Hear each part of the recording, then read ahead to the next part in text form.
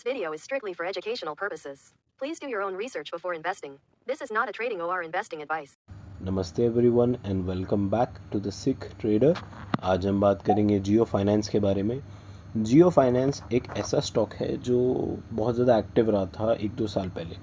अब क्या है कि मैंने इसे 220 पे बाय करा था लगभग इसी टाइम जोन में, मतलब 2025 में, और वो जब मुझे 300 या 310 के अराउंड था तब मैंने उसमें से एग्जिट भी कर दिया था। अब I made a very decent return out of it and I was glad, क्योंकि मुझे एक चीज़ लगी थी।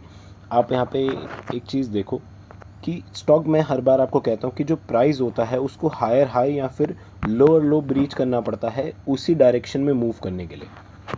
इधर हुआ क्या कि स्टॉक ने अपने स्टार्टिंग में एक अच्छा पंप दिया, उसने जो मेजर रेजिस्टेंस था 300 का उसे ब्रीच करा एंड उसके बाद वो लगभग 400 के अराउंड गया, लेकिन वहाँ से रिजेक्ट हुआ और वापस अपने इनिशियल प्राइजेस में आया।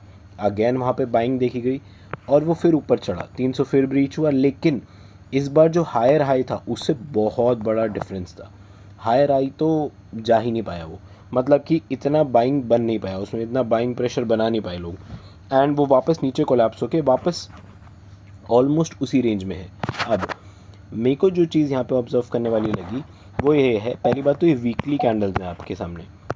अब आप यहाँ पे देखो इतना हैवी अक्यूमुलेशन चल रहा है बैक टू बैक, लेकिन ना ये अक्यूमुलेशन थोड़ा सेलिंग की तरफ बायस क्रिएट कर रहा है।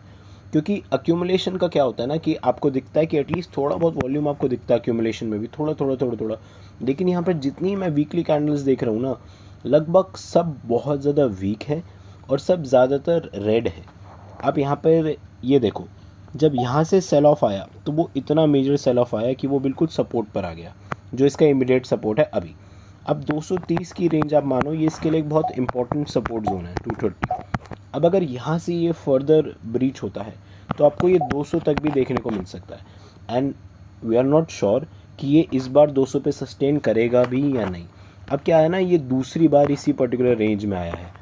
अब बार बार हम जब फंडामेंटल्स पढ़ते हैं, जब हम टेक्निकल एनालिसिस सीखते हैं ना मार्केट का, तो हमें बताया जाता है कि सपोर्ट हो चाहे रेजिस्टेंस, जितनी बार उसको टच करेगा उतना ज़्यादा वो पॉइंट वीक होगा एंड उसके ब्रेक होने के चांसेस ज़्यादा होंगे। तो अब यहाँ पे सपोर्ट में तो हम समझते हैं कि चलो अगर यहाँ पर था सपोर्ट लिया और ऊपर रहा, लेकिन जैसे ही सपोर्ट टूटा वो वापस नीचे आ गया। अब ये दूसरे सपोर्ट्स पे है, अगर ये भी ब्रीच होगा तो हमें 200, और अगर 200 पे सस्टेन नहीं कर पाया तो शायद हम और नीचे देख सकते हैं। अब उसके जो लोअर के लेवल्स हैं हमें उस पर फिबोनाची ड्रॉ करना पड़ेगा, वो मैं आपको दिखा दूंगा एक बार। फिबोनाची ड्रॉ करके हमें लोअर लेवल की रेंज निकालनी पड़ेगी स्टॉक के लिए, क्योंकि अभी तक इसका जो लो देखा गया वो 200 के अराउंड ही देखा गया। इसका ऑल टाइम लो 200 के अराउंड ही आपको मिलेगा। अब यहाँ पे जो मेरा व्यू है स्टॉक को लेकर वो ये है कि अगर ये वाला जो पर्टिकुलर जोन है 230 वाला, अगर यहाँ पर अक्यूमुलेशन अच्छा रहा, बनता रहा कुछ टाइम, और स्टॉक में अच्छी खासी कैंडल की क्लोजिंग आने लग गई, जब भी ये 250 या 260 क्रॉस करेगा तब आपको ये 300 तक के टारगेट्स देखने को दे सकता है।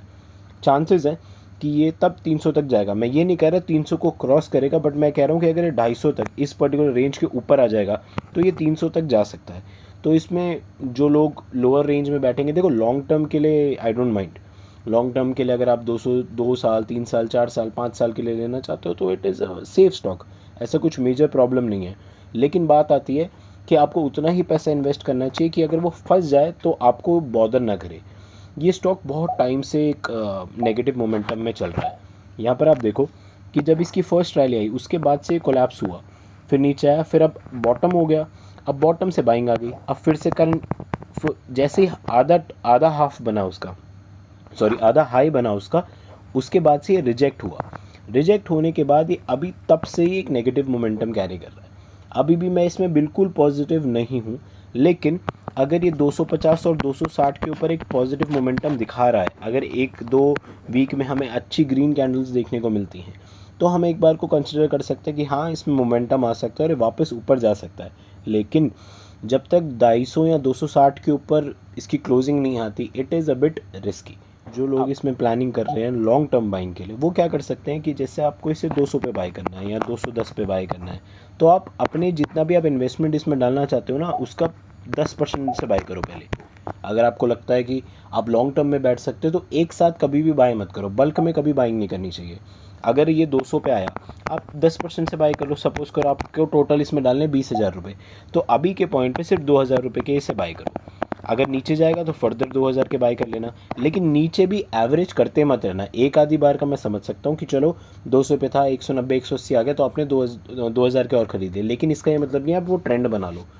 कायदे का जो है, आपकी बाइंग हमेशा ऐसी होनी चाहिए कि 200 पे करी, फिर 220 पे करी, फिर 240 पे करी, फिर 260 पे करी। आपकी एवरेज हमेशा ऊपर की तरफ होनी चाहिए, नीचे की तरफ नहीं होनी चाहिए। स्टॉक चलेगा तभी बाई करो, अगर नहीं चल रहा तो उसमें पैसा मत झोंको, बहुत ज़्यादा रिस्की हो जाता है। सो लॉन्ग टर्म के लिए 200 का रेंज वुड बी आइडियल, जो लोग इन्वेस्टिंग का सोच रहे हैं इसमें लॉन्ग टर्म के लिए। अब इसमें एक और चीज़ है कि कंपनी का P&L देखना पड़ेगा, कंपनी के थोड़े से फंडामेंटल्स देखने पड़ेंगे आपको। कंपनी के बारे में एक बार रीड करो, देखो जियो फाइनेंस से रिलेटेड कोई नए प्रोजेक्ट्स आ रहे हैं कि नहीं। अगर आप बोलोगे तो मैं इसका एक फंडामेंटल वीडियो भी बना दूंगा, उसमें मैं आपके साथ सारी इसकी बैलेंस शीट वगैरह भी डिस्कस कर लूँगा। बट अभी के लिए हम सिर्फ टेक्निकल्स की बात कर रहे हैं। टेक्निकल्स के हिसाब से अगर 200 रुपये पे ये मिलता है तो मैं 10% बाय करने के लिए प्रेफर कर सकता हूँ। मैं सोच सकता हूँ कि हाँ यार 10% के हिसाब से आई कैन बाय, लेकिन आपको अपना रिस्क मैनेजमेंट अपने हिसाब से लेके चलना है और आपको टाइम मेजरली देखना है कि आप कितने टाइम के लिए इन्वेस्ट करना चाहते हो। And this video is strictly for educational purposes, this is not a buying और सेलिंग रिकमेंडेशन। मैंने अपने चैनल का लिंक नीचे डिस्क्रिप्शन में डाल दिया, आप मेरा टेलीग्राम ज्वाइन कर सकते हैं, उस पर हम मार्केट से रिलेटेड काफ़ी अपडेट शेयर करते हैं। एंड अगर आप चाहते हैं हम आपके लिए कोई स्टॉक एनालाइज करें, आप नीचे कमेंट कर सकते हैं and we will be more than happy to do that for you. Thank you so much for watching, I hope you have an amazing day.